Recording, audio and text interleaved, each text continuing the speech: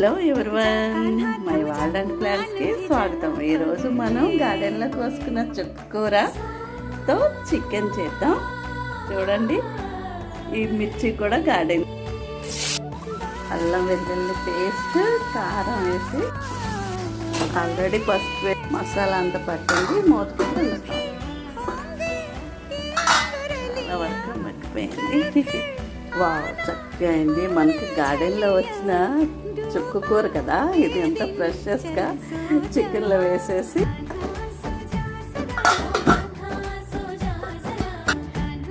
చుక్క కూర చికెన్. నా గార్డెన్లో వచ్చిన చుక్క కూరతో చికెన్ చూడండి ఎంత బాగుంది. వావ్, చట్పటాగా ఉంది. చాలా చికెన్ చుక్క కూర చాలా టేస్టీగా ఉంది. అయితే నాకు లైక్ చేయండి. Thank you.